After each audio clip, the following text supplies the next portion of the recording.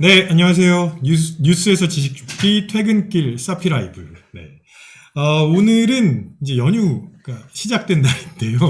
작가님이 많이 웃으시네요. 저도 약간 어색하긴 합니다. 제가 이렇게 멘트를 처음 시작한 적이 없어서. 네. 그런데 이제 오늘은, 굉장히 중요한 얘기를 좀 해보려고 합니다. 요즘 ADHD에 대해서 관심들 많이 가지고 계셔서요. 오늘은 아주 중요한 두 분을 모시고 그런 얘기를 좀 해보려고 합니다. 특히 유명인들이 ADHD 경험을 많이 보고하고 있기도 하고요. 예를 들면 마스크라는 영화로 너무너무나 유명한 짐 캐리, 네, 그리고 윌 스미스, 저스틴 팀버레이크 너무너무 많죠. 심지어 어떤 분들은 아인슈타인이나 레오나르도 다빈치도 그렇지 않은가, 이런 말씀도 하고 계시는데, 그래서 우리가 이걸 좀 제대로 알아봐야 될 것 같아서 오늘 ADHD와 관련해서 이보다 더 상세하고 정확하게 말해주실 수 없을 것 같은 분 한번 모셨는데요. 네. 안녕하십니까. 네. 제가 이제 소개를 해드려야 되는데 잠시. 네.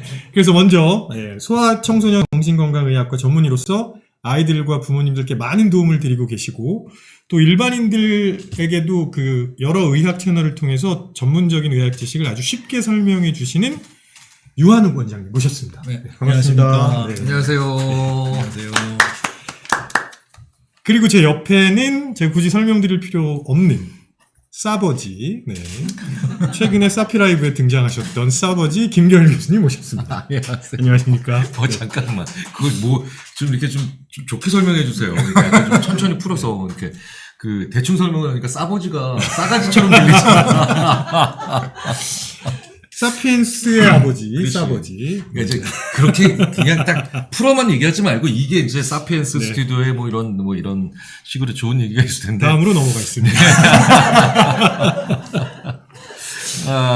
자, 아까 말씀드렸던 것처럼 오늘 ADHD에 대해서 이야기를 해볼 건데요.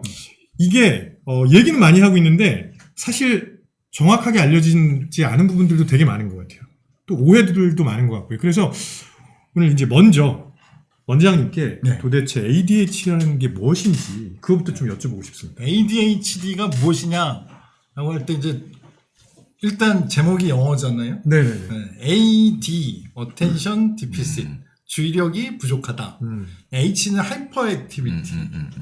그러니까 주의력이 부족한 거하고 과잉 행동이 너무 많은 거. 이 두 가지를 하나의 질병으로 그룹핑해서 이제 ADHD라고 하는데, 전 이렇게 설명드리면 그게 뭐냐 이렇게 질문하실 텐데, 이게 말이 좀 어려워요. 주의력 결핍이랑 과잉 행동 장애랑 어떻게 연결되는지 이게 잘 딱 들어오지 않거든요. 그러니까 역사적으로 보면요, 소아정신과의 역사적으로 보면 ADHD라는 진단이 처음 시작된 거는 과잉 행동에 포커스를 두고 이제 진단이 되기 시작했습니다.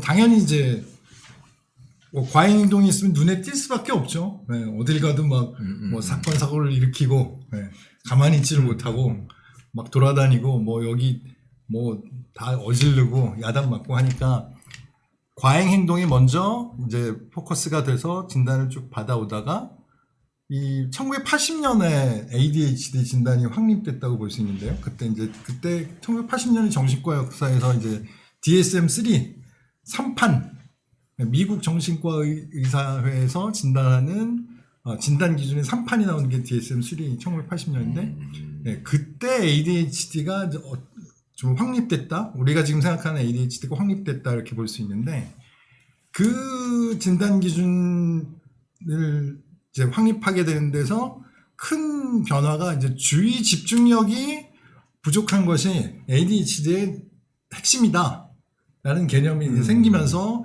주의력 결핍, 과잉 행동 장애, 이것이 하나의 이제 질병으로 인식되게 됐다. 이렇게 보시면 됩니다. 그게 결합된 게 되게 중요한 거죠. 왜냐면 이제 과잉 행동에만 너무 초점을 맞추다 보니까 예전에는 훈육을 잘하면 된다. 이렇게 오해하신 분들도 되게 많다고 그러더라고요. 네. 그러니까 속병이 났는데, 속병 때문에 이렇게 피부 트러블이 나면, 그쵸. 피부 트러블만 고치면 네. 속병이 고쳐진다라고 생각하는 거랑 똑같은 그런 일이 벌어졌던 거죠. 되게 많아요. 네. 예전에 학교 다닐 때 보면, 이제 저랑 이제 유한욱 원장님은, 동갑이고, 이제 고등학교 동창인데, 예를 들자면 그때는 그러니까 아예 그런 ADHD라는 단어를 우리가 모르던 80년대에 거의 대중적으로 모르던 네. 80년대 고등학교를 다녔는데 돌이켜보면 지금도 이제 연락을 하고 있는 동창들 중에 이런 친구들 있죠. 그러니까 과잉행동장, 그러니까 뭘 해도 엉뚱하게 자꾸 나가고 그 다음에 그렇기 때문에 약간 학교마다 이런 친구들이 있었던 것 같아요. 그러니까 이게 좋은 표현이 아니죠. 아주 안 좋은 표현인데 다 남학교 특히 남학생들한테 이런 게 있었죠. 또라이 이런 거죠. 네.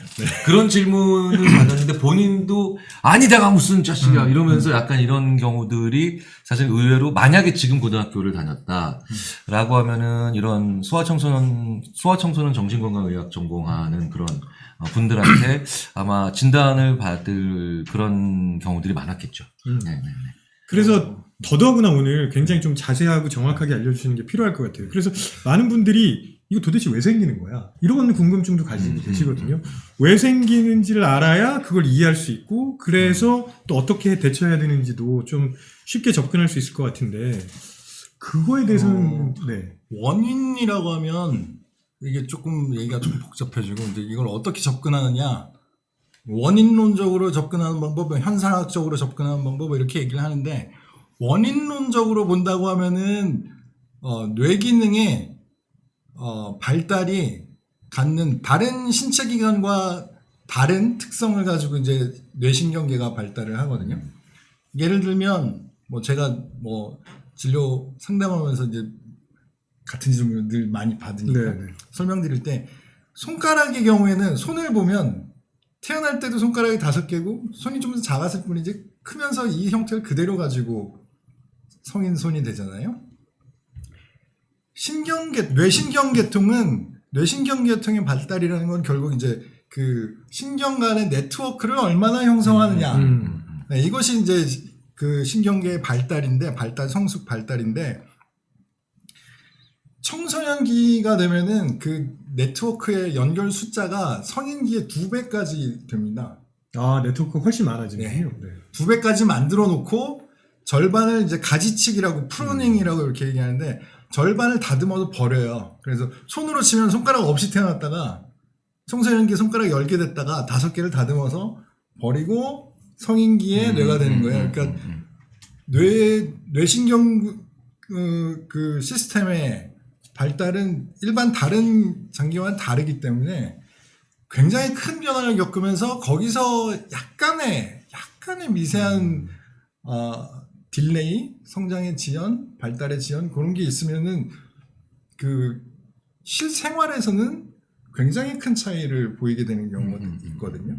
네, 그런 관점에서 이해를 하시면은 큰 변화를 겪는 다른 기관에서 겪지 않는 큰 변화를 겪는 과정에서 일어나는 미세한 어떤 결손 내지는 지연 뭐 이렇게 이해를 하시면 될 것 같습니다. 예전에는 그런 결손을 크게 관심을 안 가졌던 거고 네. 그냥 또라이 이렇게 네. 사실은 그렇게 정교하지 않은 사회였기 네, 때문이죠. 그렇게 매번 정교하고 그 다음에 타이밍에 딱 맞게 대답을 하고 뭐 이런 식으로 그런 것들이 많이 필요하지 않았기 때문에 아주 듬성듬성한 자를 가진 사회적 잣대이기 때문에 사실 그 안에서 뭐 농사를 짓는다든가 아니면 농사보다도 훨씬 더 그냥 단순한 노동만 하고 사는 사람들 사이에서는 그냥 그런 것들이 그렇게까지 눈에 띄게 크게 보이는 게 아니었을 거예요. 근데 사실 생각해 보세요.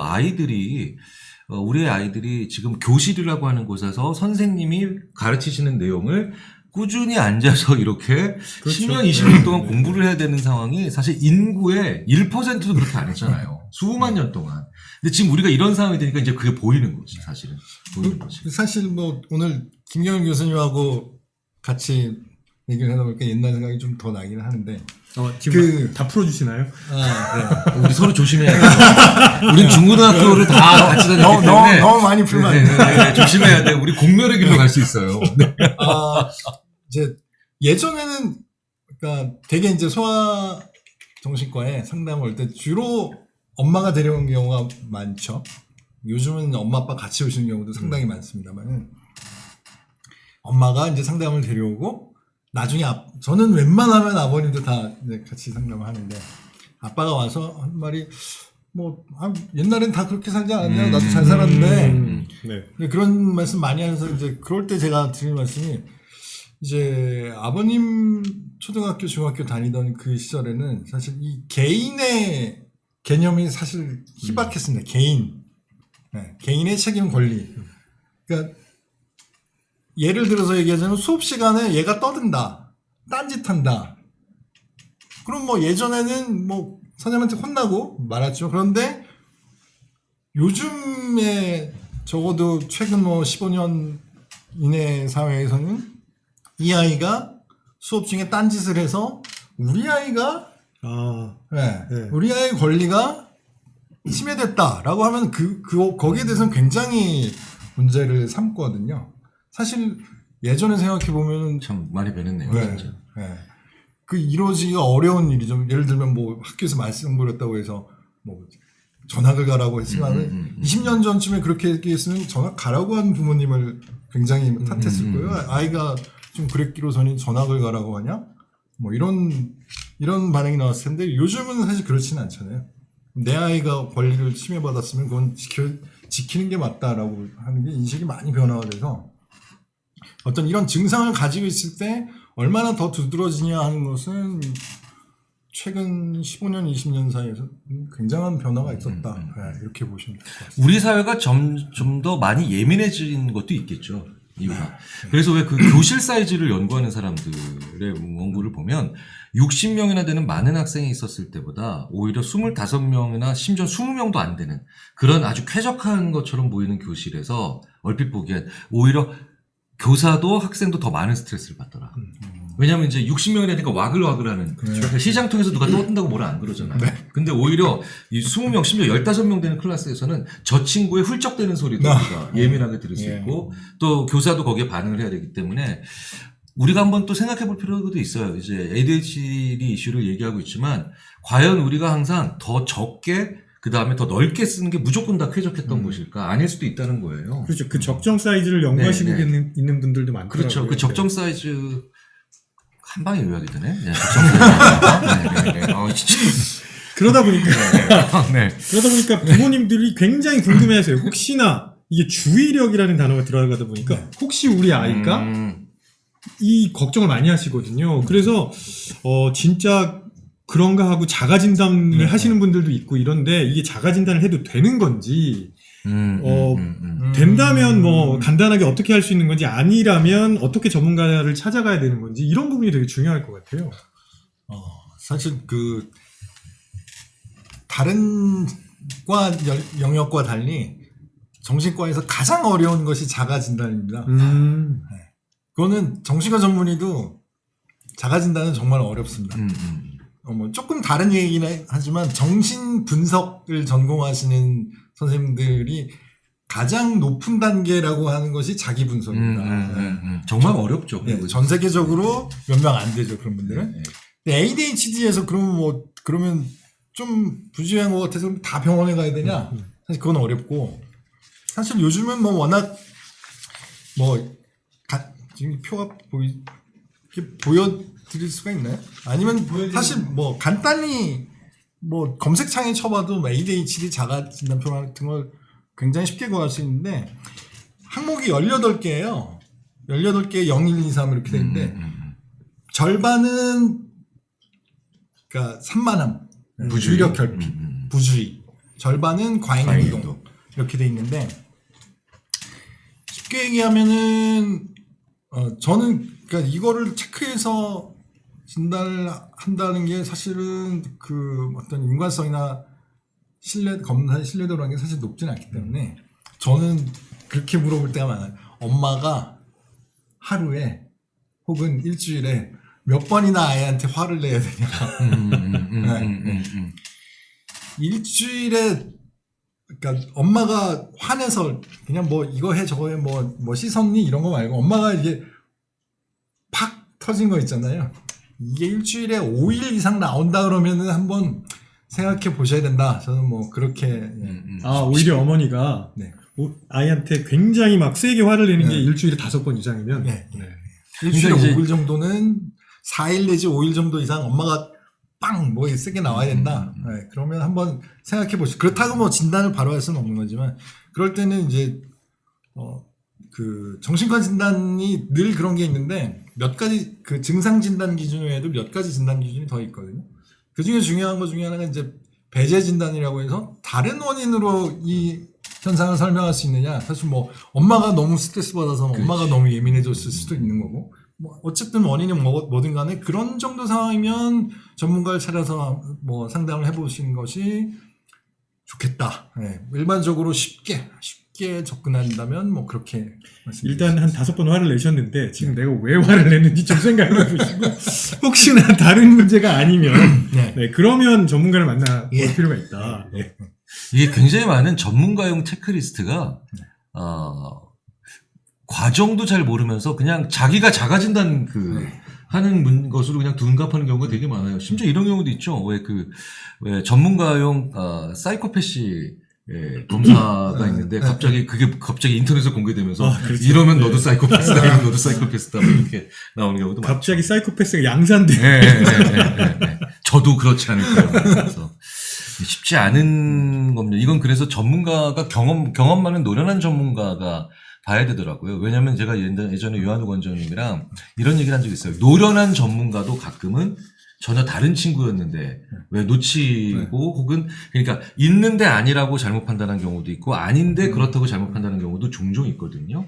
쉬운 문제는 아닙니다. 근데 문제는 이게 정말 문제가 있고 이게 거의 장애 수준이고 앞으로 지속적으로 사회생활을 하는데 문제가 된다라면 이걸 먼저 알고 대응하는 건 진짜 중요한 건 맞아요. 되게 중요한 문제이긴 하죠.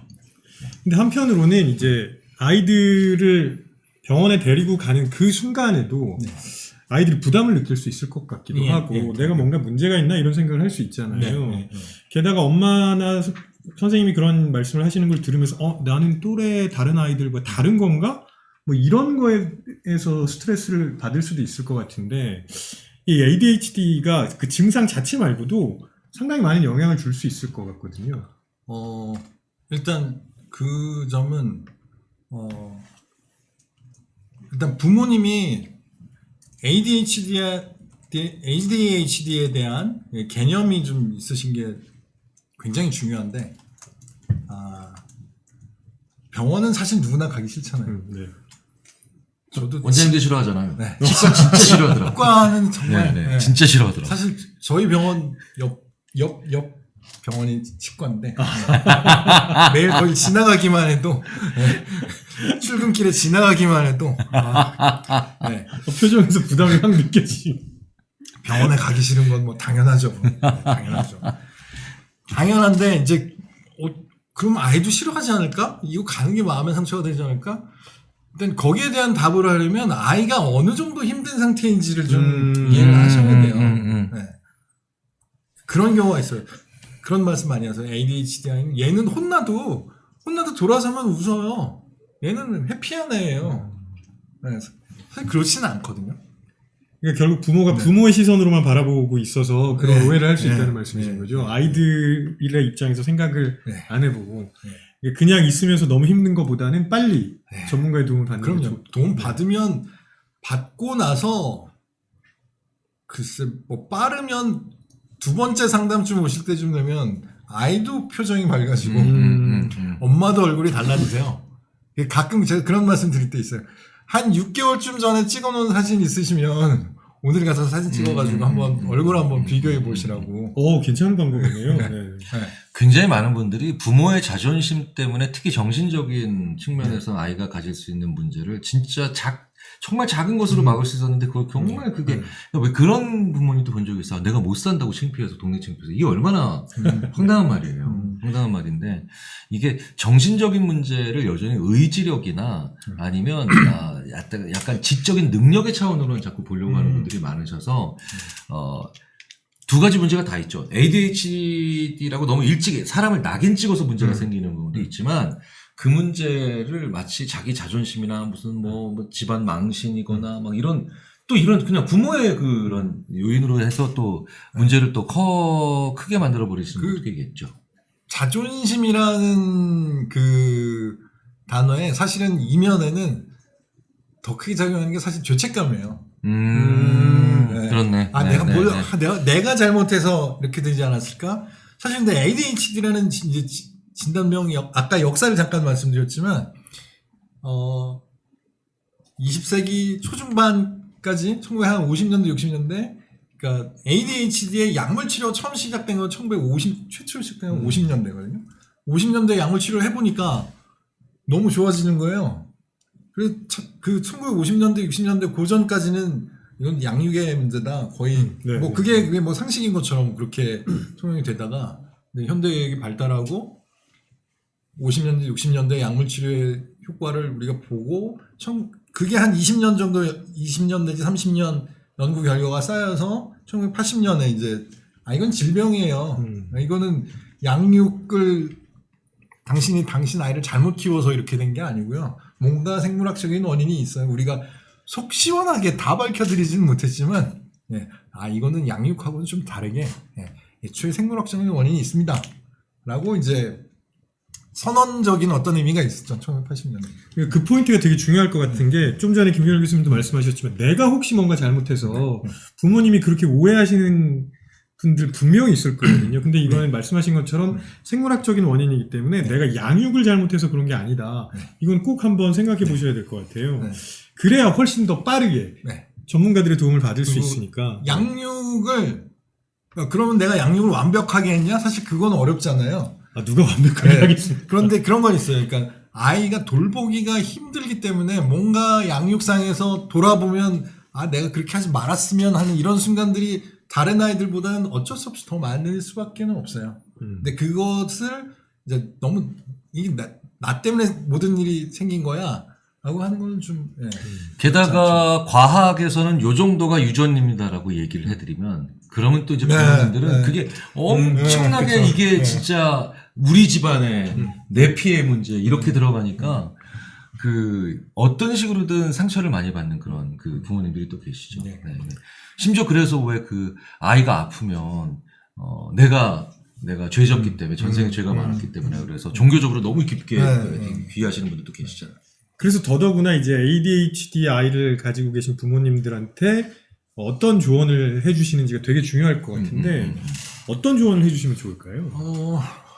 이 조언이라고 하면 이게 뭐 너무 많아서 다양한데 오늘 여기 사피엔스에서 초대해 주셔서 오늘 뭐 어떤 말씀을 드리면 좋을까 생각을 좀 해봤는데 여러 개를 팁을 드리면 오히려 좀 잊어버리실 수도 있을 것 같고 혼란스러울 수도 있을 것 같고 하루에 한 개씩만 출근길에 퇴근길에 뭔가 얻어가시려면 한 개만 알려드리는 게 더 나을 것 같아서 한 가지만 그럼 한 가지 뭘 얘기할까 이런 생각을 해봤는데 오늘 뭐 다른 기회는 또 다른 말씀을 드릴 수도 있을 것 같고 오늘 한 가지 말씀드린다 하면은 그런 경우들이 있습니다. ADHD를 갖고 있는 아이가 뭔가 되게 나름대로는 뭔가 되게 열심히 했다고 생각하는 경우들이 있어요. 근데 부모님이 옆에서 보기에는 별게 아니거든요.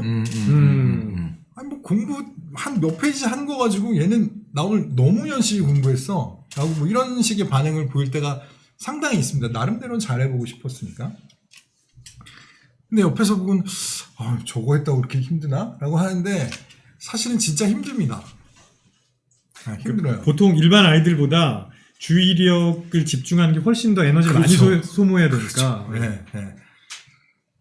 100 정도의 집중을 하려고 하면 다른 아이들이 100 정도의 에너지를 들인다고 하면 이 친구들은 200, 300 에너지를 들여가지고 100을 한 거예요. 그러니까 본인은 힘들죠. 그렇죠. 그게 빈말이 아니에요. 그거 진짜예요. 근데 그런 상황에서 야, 너 뭐 했다고 그렇게 힘든다고 하니? 라고 하면 이 동기가 의욕상실 되잖아요, 사실. 갑자기 어렸을 때 생각이 납니다. 시험 공부할 때 저는 되게 열심히 했다고 생각했는데 저희 부모님이 넌 뭘 했다고 놀리라고 그러냐고. 그건 ADHD와 상관없는 일반적인 보편적인 성인이 직장에서 들어도 너무 힘든 얘기예요. 그러니까 만약에 예를 들어서 이렇게 얘기하는 상사가 그런 사람들이거든요. 야, 3주나 일했는데 프로젝트 결과가 이거밖에 안 나와. 그러니까 그 사람이 들인 노력과 시간과 과정을 깡그리 무시하는 발언인데 그게 의외로 가장 많이 나오는 것이 가정이야. 맞아요. 그게 진짜. 자, 그래서 그러니까 아이들이 얼마나 노력했는지를 좀 자세하게 보고 그만큼은 최소한 칭찬을 해주셔야 된다. 김규열 교수님도 하나 좀 조언을 해주신다면. 저는 그래서 그거를 구분을 해주는 거. 그러니까 아이가 일단은 들인 시간과 노력이랑 결과를 좀 전 구분해주라고 많이 얘기하거든요. 30분 공부했네, 훌륭해. 근데 점수는 별로다. 그러니까 이런 거를 갖다가 좀 떨어뜨려 놔야 돼요. 야, 30분 공부했는데 이거밖에 못해, 혹은 30분밖에 공부를 못하고 너 뭐 했다 그러는 거야. 이런 게 모두 다 들인 시간과 노력을 재능을 그러니까 완전 깡그리 무시해버리거든요. 근데 ADHD가 있는 친구들도 게임할 때 보면 막 몰입해서 게임을 해요. 근데 그게 바로 뭐냐면 게임에서는 스코어가 나오거든. 그리고 막 이렇게 레벨업이 올라가고 있거든. 근데 사실 이게 공부라고 하는 거, 예를 들면 다 공부 때문에 이제 이런 문제가 많이 일어나는데, 공부가 만약에 생각해보세요. 옆에서 계속 100점까지도 94.2, 94.5, 95.7 이렇게 올라가면 그거 다 게임이 돼가지고 애들 공부 열심히 한단 말이에요. 그러니까 아이가 공부를 재미없는 상태에서 하고 있구나라고 생각을 하셔야 되지, 원래 공부는 재미없으니까. 재미없죠. 네, 그런데 아이가 공부를 훨씬 더 피드백이나 아니면 이런 것들을 못 받는 상태에서 공부를 하고 있구나라고 생각을 해서 그걸 도와주실 생각을 해야 되지, 이게 아이가 이거밖에 공부를 안 하고 있구나라고 생각하시면 점점 더 아이는 위축되게 되겠죠. 부모님들, 공부가 재밌으면 그게 정상이 아닙니다. 네. 제가 이런 얘기 합니다. 네. 직장에서 일이 재밌으면 정신질환이라고.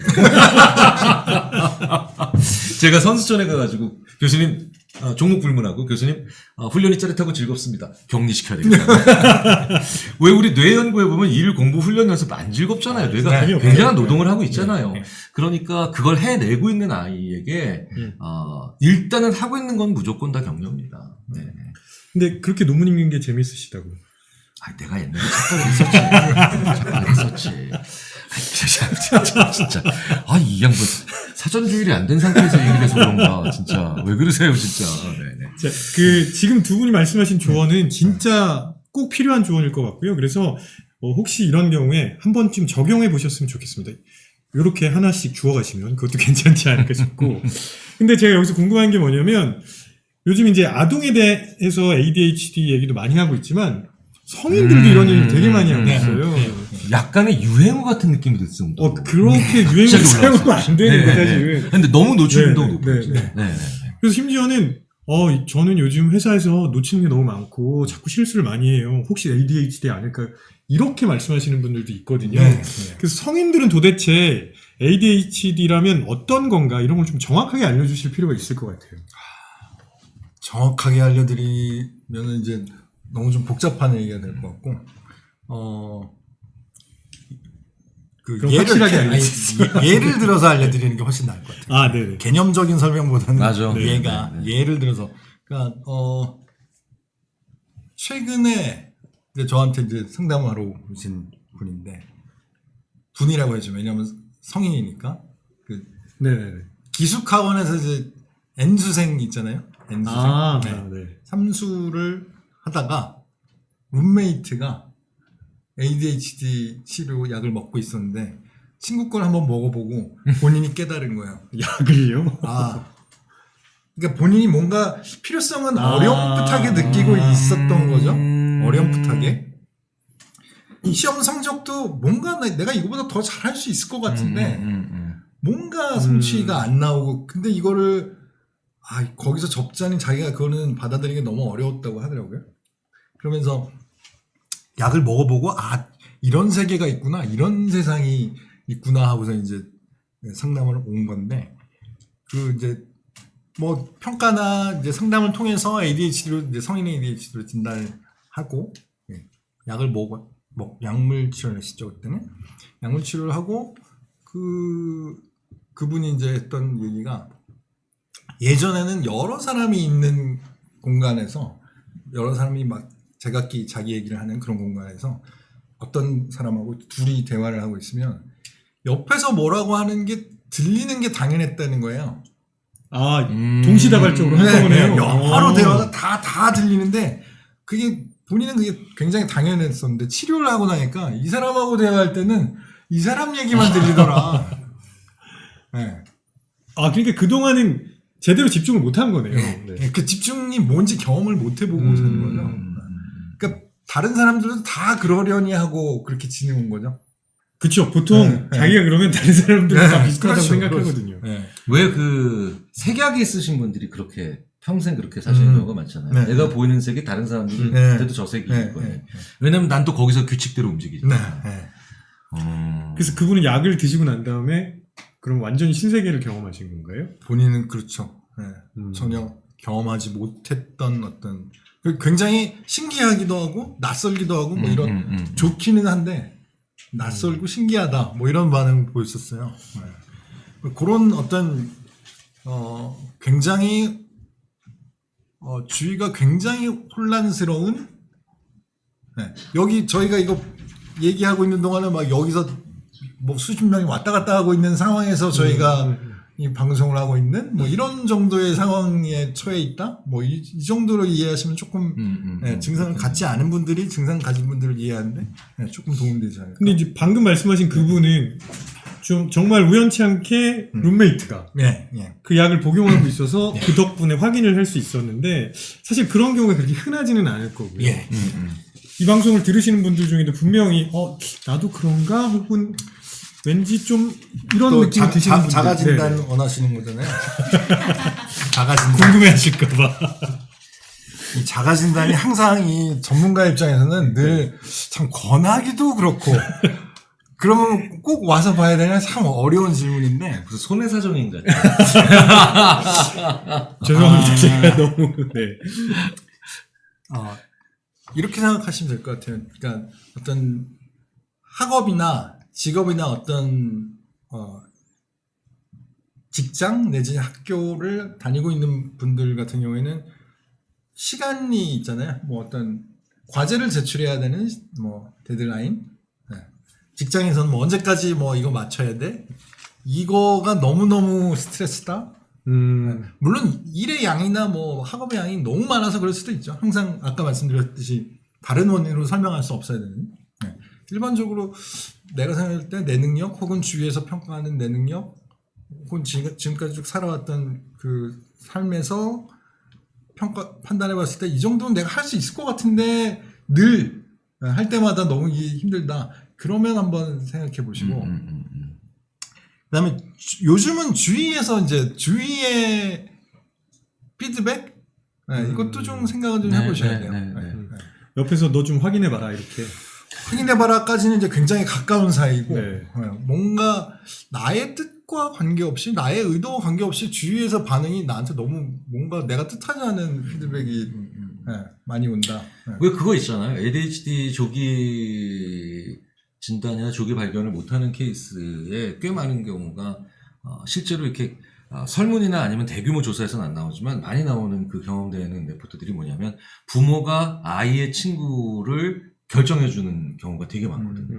그러니까 이러니까 아이들이 다양한 아이들을 만나지 못하니까 야 너 뭐야 뭐 이런 식의 얘기를 서로 하질 않는 거예요. 뭔가 좀 특이하구나 내가 좀 다른 사람들이랑 다르구나라는 걸 느낄 만한 그게 적은 거죠. 특히 우리나라가 ADHD 에 대해서 조금 더 문제가 더 심각하고 더 수면 위로 많이 떠오르는 이유는 지금 우리나라가 특히나 지금 아주 친구들과 활발하게 지내는 친구들도 있지만 전혀 그렇지 않은 아이들이 꽤 많아졌거든요. 그래서 굉장히 심각해서 대학교 와서 그거를 대부분 대학교 와서 자기한테 어떤 문제가 있다는 걸 알고 거기서 좌절하는.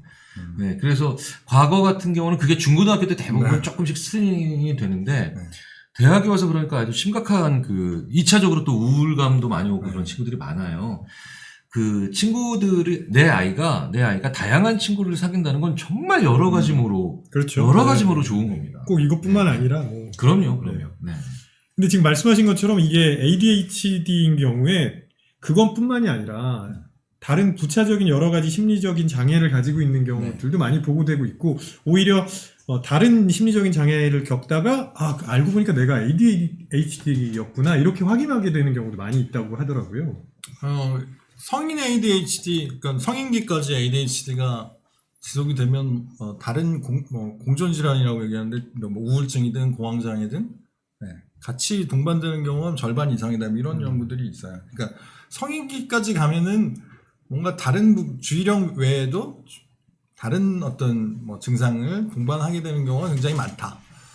굉장히 많다. 뭐 이렇게 생각하셔도 근데 됩니다. 그 이유 중에 하나가 이제 이럴 수도 있는 건가요? 예를 들면 이제 어렸을 때 보통 제대로 진단을 받고 전문가의 도움을 받았으면 성장하는 데 별 문제가 없었을 텐데 모르고 지나가면 네, 네. 과잉 행동 때문에 자꾸 부정적인 피드백을 받게 그렇죠. 되고 네. 그것 때문에 자존감이 떨어지면서 다른 쪽으로 연결되는 뭐 이런 네. 사례들도 많이 있나요?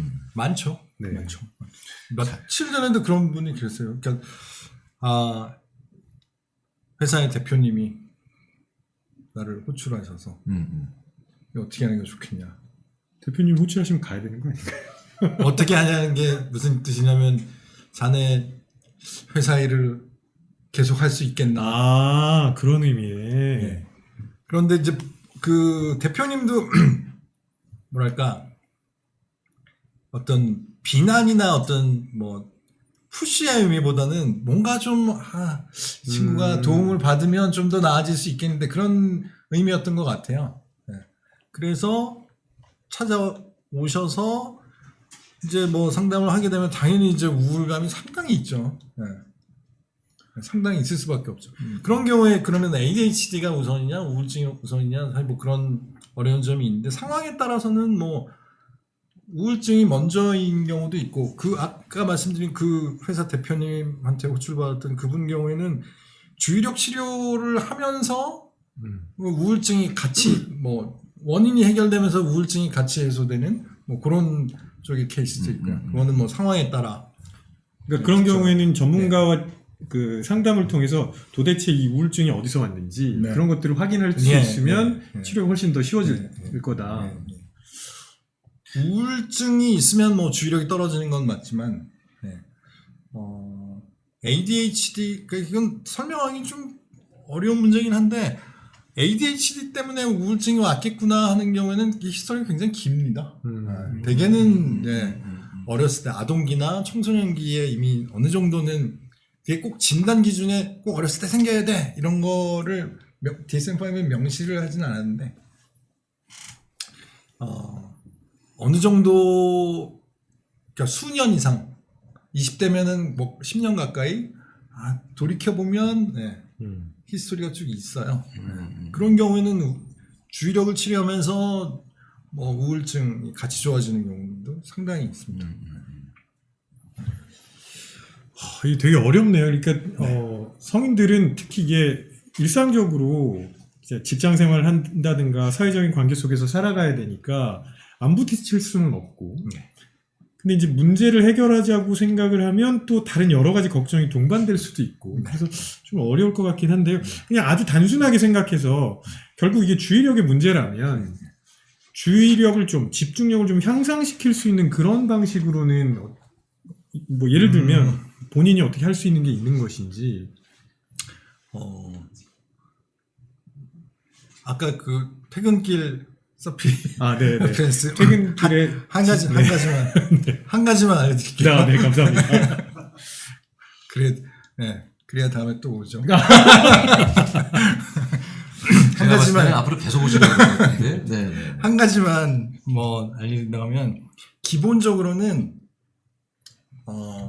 주의력은 시간의 흐름 위에서 이루어지는 거거든요. 진짜 중요한 시간의 흐름 점이다. 네. 가끔 제가 그런 뭐 상담 중에도 말씀드리는데 요즘에는 다들 이제 한 사람마다 다 스마트폰을 쓰니까 그게 없어졌는데 예전에는 TV를 보다 보면 뜬금없이 15가 나올 때가 있어요. 현재 시각은 뭐 5시 49분 55초 뭐 이런 15가 띵 나올 때가 있어요. 근데 사실 그게 머릿속에 있는 시계가 있거든요. 누구나 다 의식하는. 지금 우리 뭐 목요일 몇 시구나 뭐 이런 시계. 그게 있거든요. 근데 그 시계가 좀 자주 틀리는, 자주 맞춰줘야 되는. 예전에 그 태엽 시계 같으면 시계를 맞춰주고 하잖아요. 근데 그 시계를 좀 자주 맞춰줘야 된다 이렇게 생각하시면 될 거예요. 그러니까 그 조율을 제가 조율이라고 했다.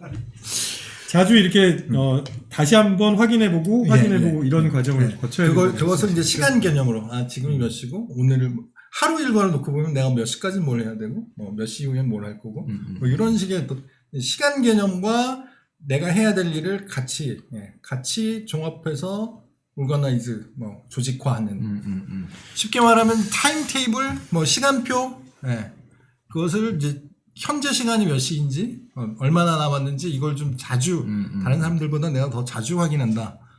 이게 굉장히 중요할 것 같습니다. 그렇네요. 왜 그래가지고 왜 ADHD 아니었을까라고 의심받거나 아니면 생각되는 역사적인 물들 우리가 직접 체크가 불가능한. 근데 그런 사람들을 보면 하루의 일정이 막 잘 썰어가지고 요거 이렇게 돼 있는데 그런 일들이 바로 뭐냐면 시간에 대한 그 시계가 다른 사람과 다르게 가는 것도 맞지만 이 일 저일을 허둥지둥하지 않게 만들어서 멀티태스킹의 그렇죠. 그 아비규환으로 빠지지 않게 만들어 주거든요. 그래서 저는 어렸을 때 확실히 ADHD로 진단을 받았고 그런데 지금 굉장히 그 좋은 아주 멋지게 일을 잘하고 있는 엔지니어 한 친구를 봤는데 그 친구는 하루를 24개로 자르더라고요. 24개로 잘라서 이렇게 하고 그럼 하루가 어떤 날은, 그러니까 대부분 ADHD가 있는 친구들이 공부를 하거나 아니면 이런 분들이 일을 하시다 보면 대부분 교수님 인생이 매일매일이, 둘 중에 하나예요. 뭔데요? 했더니 폭망. 아니면 성공. 근데 대부분 폭망이에요. 그러니까 이게 빵점이든 100점이든 100점이 나올 수가 없잖아요. 대부분 빵점으로 나오거든요. 그러면 제가 드리는 말씀이죠. 그러니까 84점짜리 날로 만들자. 62점짜리 날로 만들자. 이게 너한테 스스로 게임을 만들자. 그래가지고 막 24개까지 자르는데 분명히 여전히 지금도 ADHD에 대한 그런 여러 가지 증상들과 치료를 꾸준히 병행하는데 가장 하루에 많은 일을 집중력 있게 해낸다는 얘기를 결과적으로 듣는 경우들도 꽤 있어요. 네네. 지금 두 분 하신 말씀이 좀 이렇게 연결되는 것 같은데 원장님 말씀하신 거는 자꾸 내가 지금 어떤 타임 테이블로 하고 있는지를 확인해야 된다. 진짜 중요한 거다. 진짜. 네. 그리고 김경일 교수님 말씀하신 거는 계획을 최대한 세분화해야 된다. 그래야 더 정확하게 확인할 수 있다. 이런 말씀이신데요. 이런 거 꼭 한번 실행해 보셨으면 좋겠습니다. 그렇게 어려운 거 아니거든요. 그래서 만드는 거 좋아하면 만드세요. 앱으로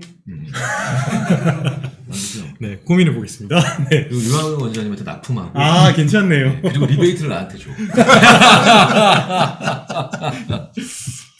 자, 그래서 죄송합니다. 지금까지 이제 ADHD가 도대체 뭔지 아동을 대상으로도 성인을 대상으로 좀 확인을 해봤고요. 그럼 이제 그 다음 단계는 뭐냐? 이걸 어떻게 치료하는 게 좋으냐? 이걸 당연히 확인을 해봐야 되는데 지금까지는 주로 약물 치료가 많이 사용되어 왔었죠. 아까 말씀드렸듯이 이제 1950년부터 최초 시작해서 1950년만 해도 70년 됐잖아요. 그럼요. 이제 치료를 하면서 이제 효과 물론 받고 70여 년 동안 이제 많은 발전이 있었고 최근에 그 최근이라는 것이 2019년에 미국에서 비약물 치료 최초의 비약물 치료가 이제 FDA 승인을 받았거든요.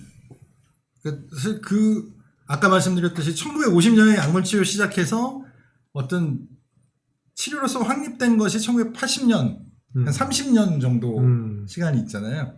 비약물 치료도 마찬가지예요. 그러니까 미국식의 그런 연구들이 적어도 30년. 그러니까 어렸을 때 치료해보고 이 사람 어른 돼서도 별일 없어. 한 세대 지나봐도 별일 없어. 해서 이제 2019년에 그동안 한 적어도 30-40년 정도 연구가 이제 축적돼서 굉장히 안전하고 효과 있다라는 게 2019년에 FDA 승인을 받아서 지금 ADHD뿐만이 아니라 글로벌하게 비약물 치료가 굉장히 큰 하나의 큰 획을 근거죠. 네, 사실은 연구자로서도 저 논문 읽을 때 약간 그런 거 있잖아요. 터닝 포인트 이런 포인트에 관련된 그런 변곡점 만나는 것 같은 느낌? 이런 거 저도 받았어요. 2019년에 그 치료법이 이제 발표된 거는 논문으로 발표된 거는 소아정신과 저널에 발표가 되는데, 그러니까 그 의학 저널 중에 가장 인용 지수가 높은 저널이 이제 자마라고 저널 오브 아메리칸 메디컬 어소시에이션, 그러니까 미국 의학협회 저널, 거기에 이제 뉴스레터로 최초의 비약물 치료다 이렇게 나왔으니까 굉장히 이건 과의 어떤 영역을 넘어서 굉장히 의미 있는 변화다, 발전이다. 인더스트리가 새로 개척된다고 봐야죠. 네. 네, 새로운 인더스트리가 굉장히, 개척된다고 봐야죠. 굉장히 큰. 사실은 그 정도의 임팩트가 있는 겁니다. 네. 근데 지금 들으시는 분들은 약물 치료하면 그냥 약을 먹는구나 이렇게 네. 생각하실 텐데 네. 비약물 치료? 이게 도대체 뭐지? 이렇게 궁금해하실 수 있거든요. 그 방금 말씀드렸던 그 2019년에 미국에서 FDA 승인을 받았던 그 치료법은 3차 신경 자극술이라고 하는데요. 3차 신경이라고 하면 이제 이거 보여드려야죠. 네. 3차 신경이 뭐냐? 저희는 행정구역까지는 배워요. 네. 인지심리학자들은 그 행정구역 거기까지는 대충 배워요. 네. 이거 보이실지 모르겠는데 요 이건 나중에 넣어주겠지? 네, 넣어주겠죠. 네. 그럼 넣어 드린다고 생각하고 네. 그러니까 요 동네가 여기 글자도 보이실지 모르겠는데 HIPP 이게 해마입니다. 히포캠퍼스. 네, 기억에 가장 이따 수면하고 얘기하면은 이제 얘기할 텐데 해마, 아미그달라는 감정에 관련된 기억이고 로커스 세렐레우스 요게 이제 주의력하고 좀 더 관련이 있고 주의력, 기억, 감정 조절 하는 요 동네가 있거든요. 요거는 뇌를 이제 가운데 단면에서 이렇게 본 거고요. 그러니까 뇌를 이렇게 잘라서 봤다는 말씀이신 거죠? 그렇습니다. 네. 네, 맞습니다. 그다음에 요 그림은 뇌를 밑에서 위로 이렇게 올려다본 그림이에요. 그러니까 아까 그 동네에서 이제 주의력, 기억 이거를 이제 관장을 하는데 그쪽 부분을 활성화시켜주면 주의력이 좋아질 거다. 이런 연구를 적어도 현대적인 방법으로 한 30년 이상 했다는 거죠. 그걸 어떻게 하면 활성화시켜 줄 거냐? 그게 이제 3차 신경이 뭐냐면 우리 몸의 신경이 손발로 가는 거는 말초신경이라고 하잖아요. 이런 얘기 들어보셨죠? 근데 뇌에서 직접 나오는 신경들이 있습니다. 그럼 뇌신경이라고 하는데 12개가 있는데 요건 밑바닥에서 보는 거예요. 뇌 밑바닥에서 뇌에서 직접 나오는 신경들입니다. 요거는 후각신경, 시신경, 그 중에 제일 큰 게 3차 신경이에요. 3차라는 게 3개의 갈고리라는 뜻이거든요. 그래서 이 3차 신경이 어디로 가냐면 여기 보시다시피 3개의 브랜치가 있어요. 이마로 가는 게 있고 뺨으로 가는 게 있고 턱으로 가는 게 있고. 근데 요 부분에 요 이마에 이렇게 패치를 붙이는 거죠. 패치를 붙이고 아주 미세 전류를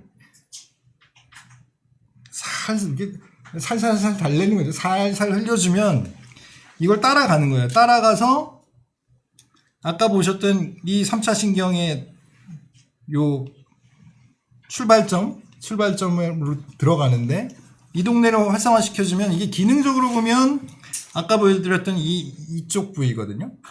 해마, 아미그달라, 로코세룰루스 이쪽을 활성화시키면 이게 이 대뇌 전반 그러니까 기억이라는 것이 해마에 들어가 있다가 대뇌 피질하고 연결되면서 그 기억이 정리가 되고 쉽게 말하면 눈에 바른 기억이 아니고 내가 이해한 기억이 되는 거는 대뇌 피질로 들어가는 거거든요. 네, 그 부분을 그 과정을 좀 활성화시켜 준다. 네, 이게 그 3차 신경 자극술의 기본 원리인데요. 그러니까 지금 말씀하신 거는 여기 그 3차 신경의 뿌리는 여기 잘 안 보입니다. 이 안쪽에 있어서. 네, 그렇죠. 근데 여기에서 이제 3개의 줄기가 나오는데 그 중에 하나가 여기까지 이어진다는 거고 여기에 미세 전류를 흘려가지고 그 신경을 계속 자극을 하면 이 뿌리까지 들어간다는 말씀이신 거죠. 네. 사실 대단히 정교하지만 동시에 약물은요. 사실 어디로 가는지 그를 우리가 정확히 예측이 불가능하잖아요. 그러니까 이게 사실 약물이라고 하는 건 서울시 예를 들어서 마포구 전체를 그냥 다 덮는 거예요. 상암동 7-4 이렇게 건드리는 거죠. 정확하게 집원까지 건드리는 주소지까지 건드리는 거라서 사실 그게 불가능했던 시기는 아예 안 되는 거였지만 이게 가능한 거는 정말 이제 요새 근데 이게 사실 이런 게 사실 테슬라의 일론 머스크가 하고 있는 뉴럴링크 같은 회사들도 다 결국은 이런 쪽에 네. 관련된 연구물들이 추적돼서 가능한 회사들인 거죠. 그러니까 그만큼 예전보다 정확하게 핀포인트 해가지고 어디를 자극해야 되는지를 지금 연구 결과를 통해서 증명해 오면서 알게 됐고, 그러니까 내가 그 얘기를 한 거잖아. 아니 왜 이렇게 가로채 오늘? 무슨 요약하려고 왔어. 열심히 하겠습니다. 그 요약도 되게 잘하시네요 오늘. 네네네. 그래서 이제 이 비약물 치료가 굉장히 효과적이다라는 게 그냥 단순히 얼마 전부터 한 게 아니라 아까 말씀하신 것처럼 50년대부터면은 뭐 한 거의 70년에 가까운 그러니까, 기간을 통해서 증명이 된 거고. 네, 3, 40년 정도는 뭐 네, 그래서 3, 굉장히 40년 이상. 결국은 뭐 지금 말씀하신 거랑 연결해 보면 사람들이 이제 약물이 효과가 있다는 건 알고 있지만 약물 치료가 가지고 올 수 있는 부작용들에 대한 걱정이 광범위하죠. 없을 수 없고, 네. 그래서 비약물 치료가 있고 그게 충분히 효과적이라면 그걸 선호할 가능성도 사실 높은 거잖아요. 그렇죠. 이제 약물 치료, 이제 ADHD에서 주의력에서 약물 치료를 하게 되면 물론 이제 효과는 보겠지만 식욕이 떨어집니다. 그리고 잠이 안 와요. 그러니까 식욕이 떨어지는 걸 이제 부모님들이 표현하시는 언어로 전달해 드리자면, 주말에는 안 먹으면 안 되나요? 충분히 이해갑니다. 주말에는 안 먹으면 안 되니. 그게 어떤 뜻이냐면요. 학교에 가서 눈에 안 보일 때는 애가 점심을 못 먹어도 부모님도 사람이니까 그게 그렇게까지 눈에 이렇게 마음이 아프지가 않은데, 주말에 이제 집에 있는데 점심을 애가 안 먹으면 굉장히 미워지지. 그냥 미워지지. 그래서 이제 안 먹이면 또 야단을 맞는단 말이에요. 선생님이 먹이라고 그랬는데 안 먹이면 아니. 그 엄마 아빠한테 아이가 야단을 맞게 됐어. 막 또 부산하니까. 그리고 우리도 어렸을 때 최대의 무기가 밥 안 먹어 이거 있잖아. 그러니까 부모님 미워지죠. 그게 이제 사실 이제 눈앞에서 그걸 보게 되면 굉장히 이제 마음이 아프고, 또 이제 잠도 좀 늦게 자게 되고, 그 잠도 잘 못 자게 되니까 전반적으로 왜 신장도 성장기에 있을 때는 안 좋아질 거 아니에요. 좀 작아. 그 이제 연구 결과들이 굉장히 여러 가지 연구 결과들이 있는데, 뭐 롱텀하게 봤을 때 최종 신장이 차이가 있겠냐? 뭐 그건 아니다, 이런 연구들이 있긴 한데, 그 한국에서 했던 연구인데, 보통 한 초등학교 3학년, 4학년 정도 됐을 때는, 그러니까 초등학교 1, 2학년 정도에서 되게 이제 치료가 많이 시작이 되니까, 초등학교 한 3, 4년 정도, 4학년 정도 됐을 때 또래보다 좀 작아 보이는데, 이런 정도의 연구 결과들이 있어요. 그게 뭐 아주 대규모 연구는 아니지만 좀 실제적으로 좀 느끼기도 하고요. 저는 진료실에 그 체중하고 신장 재는 걸 놓고 늘 재거든요. 이제 뭐 너무 안 먹어서 체중이 빠지면 좀 그래도 안 되니까, 성장기 아이인데 체중이 줄어든다, 이건 좀 문제 있잖아요. 그렇죠. 뭐 그럴 때는 이제 뭐 조금 산만하더라도 약물 용량을 좀 조절을 하기도 하고. 그런데 이렇게 보면은 3, 4학년, 4학년, 5학년 요때쯤 좀 1, 2학년 때는 키가 좀 컸던 애였는데, 또래보다. 근데 걔들이 이제 최종 신장이 어떠냐 하는 거는 사실 뭐 그건 지금 뭐 확인하기는 어렵지만 그런 느낌을 좀 받기는 합니다. 솔직히. 그럴 때마다 의료진의 입장도 약간 딜레마가 오겠네요. 그래서 늘 올 때마다 늘 체크를 하죠. 엄마 아빠 입장에서는 못 자고 못 먹고 이거는 좀 진짜 견디기 어려울 것 같기도 해요. 약물이라는 게 참, 저는 약물 전문가가 아니죠. 저는 인지심리학자니까. 뭐 뇌까지는 저희가 이해를 해도, 근데 약물이라는 게 참 대단히 참 고민이 많이 될 수밖에 없는 그런 모든 요법이라는 것이 치료에서 잘 써야 되는. 그럼에도 불구하고 이제 약물 치료를 하는 이유 중에 하나는 효과가 금방 나타날 수 있다는 것 때문에 그럴 텐데, 그러면 마찬가지 맥락에서 비약물 치료를 하게 되면 언제부터 효과를 볼 수 있는 건지 이것도 굉장히 궁금해하실 것 같거든요. 일단 미국에서 FDA 승인을 받을 때 4주 연구가 있고 8주 연구가 있었는데, 뭐 4주 연구에서 의미 있게 ADHD 레이팅 스케일이 호전됐다. 이게 이제 FDA 승인을 한 기본적인 개념인데, 실제로 그 사용을 했을 때 뭐 이렇게 설명하는데 예를 들어 달리기 능력이 좋아지는 어떤 방법이 있다고 할 때 그러면 달리기를 해봐야 되잖아요. 그렇죠. 네. 네. 슬슬 걸어다니면 달리기 능력이 좋아졌는지는 알기 어렵죠. 네. 이것도 마찬가지로 주의력을 많이 요하는 일을 뭐 학생이면 학업 혹은 뭐 직장인이면 혹은 뭐 전문직이면 인지적인 능력을 에너지를 많이 쏟는 사람들 그런 경우에는 그렇게 오래 걸리진 않습니다. 오히려 지금 예를 들어서 공부를 열심히 하고 있는 학생들한테는 효과가 훨씬 또 빨리 나타난다는 얘기네요. 효과를 주관적으로 느끼는 것도 그렇게 뭐 4주 안 걸립니다. 네.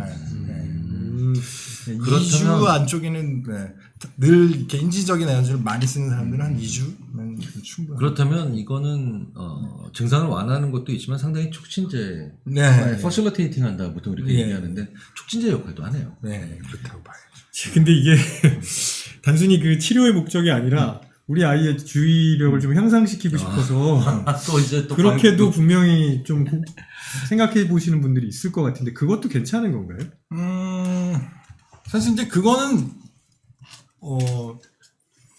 일단 그 아이의 상황을 좀 봐야죠. 그러니까 이게 언론에 가끔 이제 때 되면 뉴스거리가 없을 때 나오는 거기는 한데 이제 뭐 그런 거 있잖아요. 약물 치료 뭐 수험생들이 과다 오남용 뭐 이렇게 뭐 과다 처방한다 이렇게 하는데 실제로 저 같은 경우에는 사실 첫날에는 약 처방을 안 하거든요.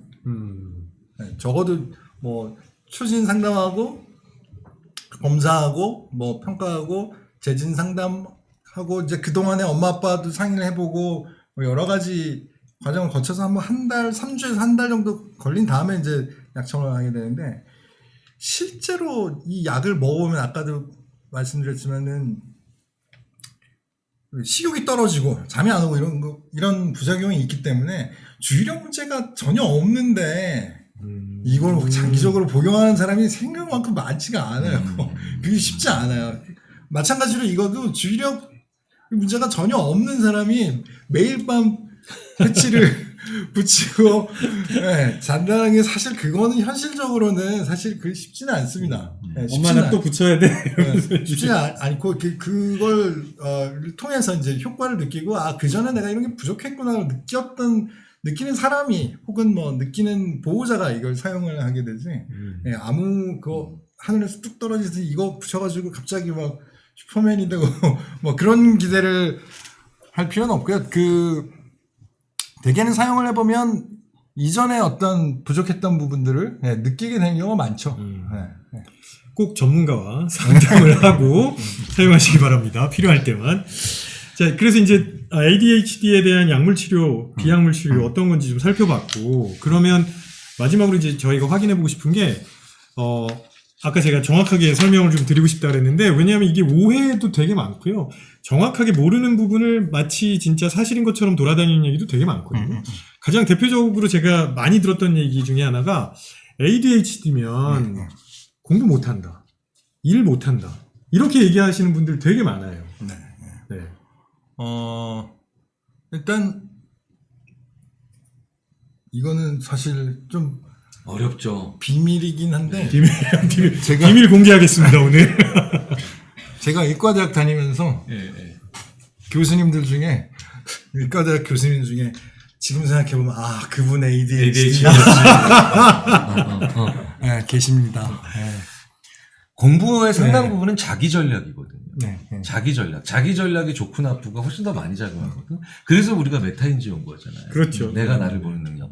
그러니까 평균적으로 떨어지는 건 맞지. 그러니까 어떤 연구든 대부분 ADHD 군, 그 다음에 이제 ADHD가 없는 아이들 군, 뭐 이렇게 하면 평균의 차이가 나요. 근데 편차가 이만큼씩 벌어지는데 그게 바로 뭐냐, 자기 전법, 자기 전략 이런 것들이 좋은 경우에 그게 좌우하는 게 워낙 크기 때문에 실제로 우리나라보다 오히려 외국 나가면 더 많이 보여요. 야, 저 양반 ADHD인데. 딱 이런 분들 있죠. 예, 예. 연구실에서 근데 그런 분들 많이 있잖아요. 근데 우리는 실명만 얘기 안 하면 되니까. 실명만 얘기하면 되니까. 아니, 근데 말씀하셔서 생각나는데 의사 선생님들 중에도 자기가 ADHD라고 고백하신 분들도 있고 그리고 그분 얘기 제가 하나 기억나는데 실제로 이게 이제 하나에 쭉 집중을 못하고 자꾸 왔다 갔다 했대요.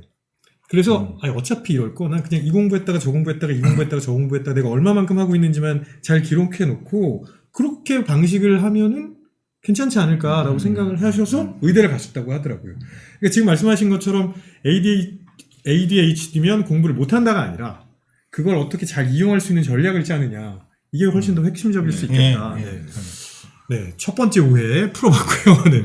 두 번째 ADHD 이 완치가 가능하냐 불가능하냐 이런 얘기가 되게 많은데 물론 이게 이제 완치라는 개념도 좀 잘 써야 되겠지만 불가능하다 뭐 이렇게 말씀하시는 분들 되게 많거든요.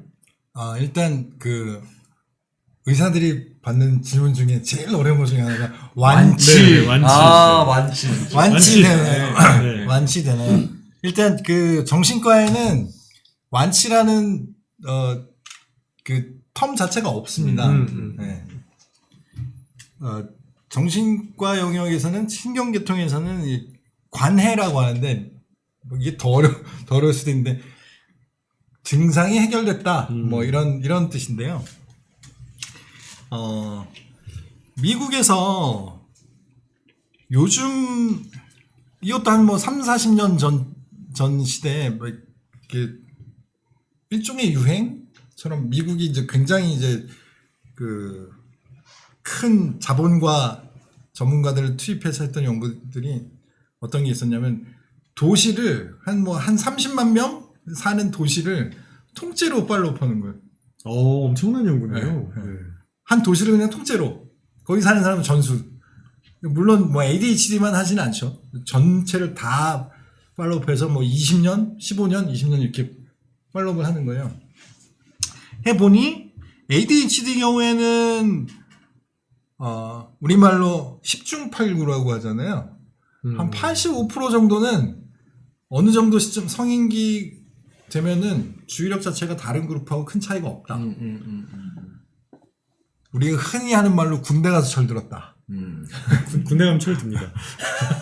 근데 철들 나이가 된 거예요. 그러니까 그게 그렇죠. 사실 ADHD의 관점에서 보면 하죠. 고등학교 졸업할 무렵쯤 되면은 10중 8구는 그래 맞죠. 군대 가서 철든다기보단 군대 그 그러니까 나이가 철, 철 나이야. 군대에서 철 안 드는 거 그거는 좀 그건 진짜 큰일 나는 거지. 15% 정도는 성인기에도 증상이 남아있다. 이게 이제 그 아주 굉장히 중요한 연구네요. 예. 사실은. 그게 이제 아주 그 텍스트북에 나와 있는 내용인데 최근에는 이제 그 성인 ADHD를 좀 더 들고 파고 보니까 그 15%보다 조금 높게 나오는 연구들이 최근에는 좀 훨씬 많습니다. 이 퍼센티지가 좀 높아지는데 사실 그것이 이제 환자가 늘어난 것인지 아니면 정말 열심히 연구해서 자세히 들여다보니까 보이는 건지 그러게. 예, 뭐 그거는 좀 차이가 있는데 완치라는 개념을 사실 완치는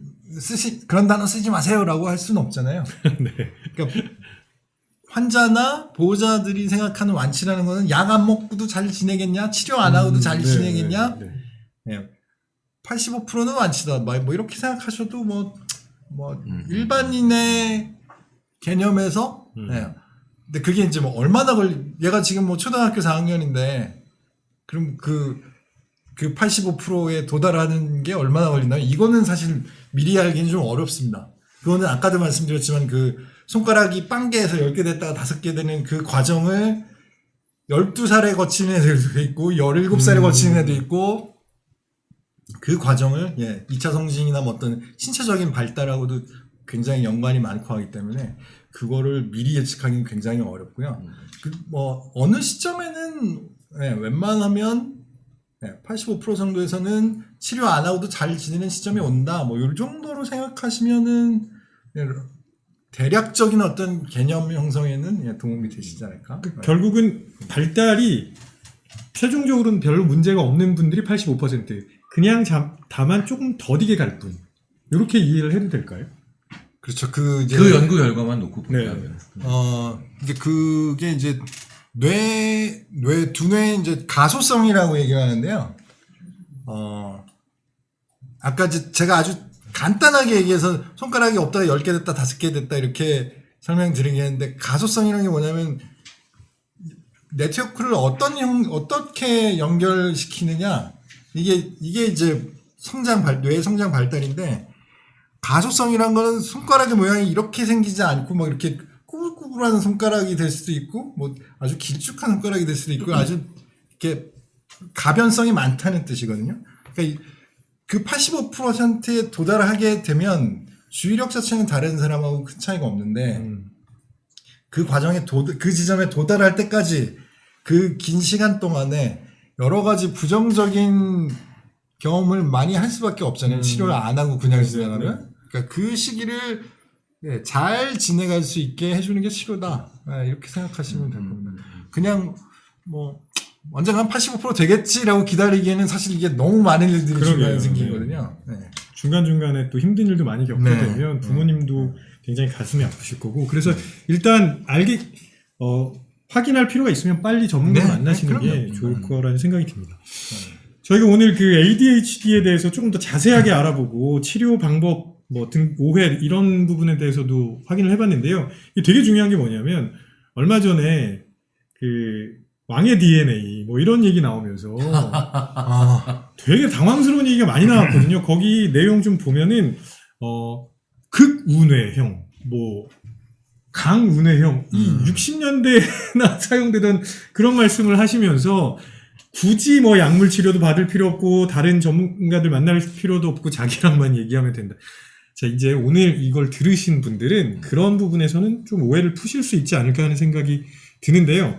그래서 마지막으로 이제 그 ADHD를 겪고 있는 사람들을 위해서 두 분께서 조언을 하나씩 해주시면 어떨까 하는 생각이 듭니다. 제가 먼저 할게요. 왜냐면 네. 딱 클로징을 해주셔야 돼요. 네. 아까 60년대나 했던 얘기를 왕의 DNA로. 그래서 되게 재밌는 건 60년대의 정보를 가지고 있으니까 600년 전에 하던 짓을 하는 거예요. 더 정확하게는. 그래서 이런 거에 대해서 우리가 알아간다는 건 되게 중요한 건데, 제가 이런 얘기를 많이 합니다. 그러니까 이제 이런 종류의 문제일수록 전문가의 조언을 받는 거 당연히 제일 중요하고요. 두 번째가 뭐냐면, 내가 나 자신을 잘 리드하면서 가야 된다. 내가 나를 잘 리드하면서 가야 되고, 나를 위한 좋은 기획을 많이 만들고, 내가 나에 대한 전문가가 되어야 되거든요. 그래서, 병이다, 아니다, 완치다, 이렇게 이분법적 사고를 가지지 말고, 내가 나의 특징에 맞게 나를 잘, 저는 이렇게 표현해요. 꼬셔간다. 네, 꼬셔간다라고 표현을 하는데, 근데 그 과정에서 오히려 그래서 자아성찰력이 좋아지는 경우도 굉장히 많이 있어요. 위기는 기회다라고 하는 그런 그 위선적인 말을 드리려고 하는 게 아니라, 이런 걸 통해서 내가 더 성장하면 더 많이 성장할 수 있다는 얘기를 한번 좀 드려보고 싶습니다. 네. 그러니까 그렇게 유명한 분들도 결국 극복하고 하신 거겠죠. 네. 네, 김결 교수님 말씀해 주셨고, 네, 이완환 원장님도, 네. 요것도 이제 한 개만. 네. 한 개만. 오늘 여러 개 주워가십니다. 네, 한 개씩 드리려고. 네.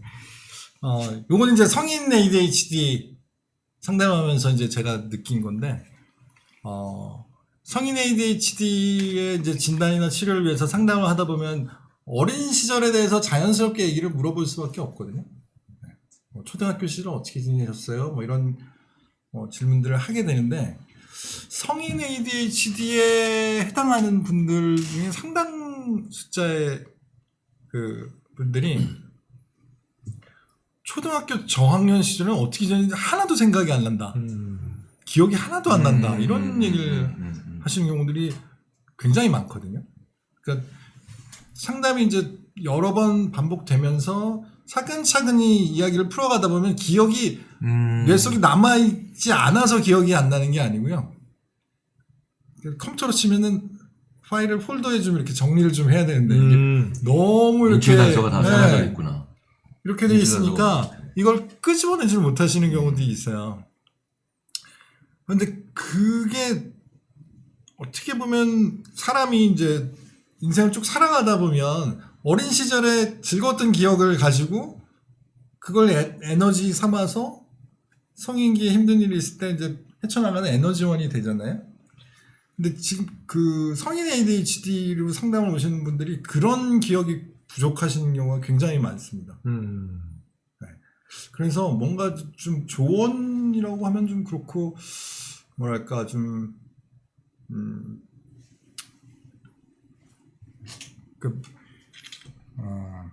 조언이라고 하죠. 네, 좋은데.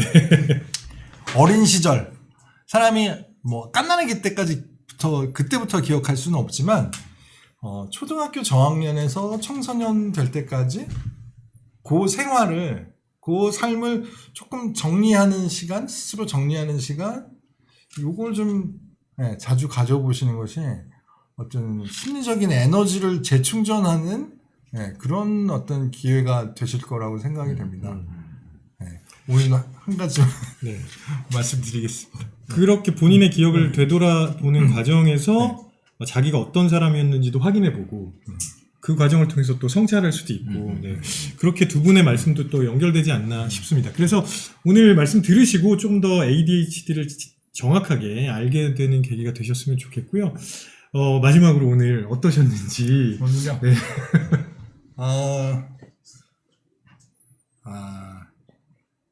뭔가 사실 저는 그 상담을 할 때도 아주 이렇게 전문 용어를 쓰는 것보다는 아주 이제 피부에 와닿는 예를 들어서 설명을 드리려고 많이 애를 쓴다고 스스로 생각하는데 오늘 그 퇴근길에 이렇게 들으시면서 뭔가 좀 도움이 되셨으면 하고 바라는 마음입니다. 그리고 명절 즐거운 명절 되시길 바랍니다. 네, 감사합니다. 싸버지도 마지막으로 한 말씀. 제가 최세청 교수님이 책에다가 사인 요청하시면 꼭 써주시는 말을 되게 인상 깊게 들은 적이 있어요.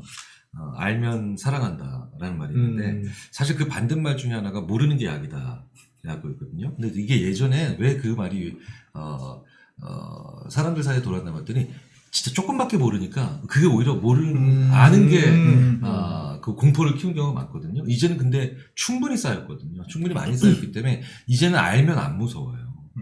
훨씬 덜 무섭거든요. 그래서 우리를 훨씬 더 그 올바른 길로 많이 이끌어준 경우가 많아서 사실 이런 공부들, 오늘 같은 내용들은 우리 하나가 좀 더 많이 또 곱씹어보고 또 소화를 많이 해줄 수 있는 그런 내용들이 많기 때문에 또 더 진입해야 되지 않을까 싶습니다. ADHD에 대해서는 이제 많이 아셔야 오히려 덜 무서워지게 될 겁니다. 많이 쌓였어요, 정말. 네네. 네, 이렇게 연휴 첫날 사피라이브 진행을 해봤습니다. 퇴근길 지식 줍기 사피라이브. 퇴근길이 아니셨을 수도 있지만 지식은 많이 주워가셨으면 좋겠고요. 오늘 유한웅 권장님, 김경일 교수님 모시고 ADHD 얘기 해봤고요. 네, 즐거운 명절 보내셨으면 좋겠습니다. 네, 그럼 이만 마치겠습니다. 고맙습니다. 감사합니다.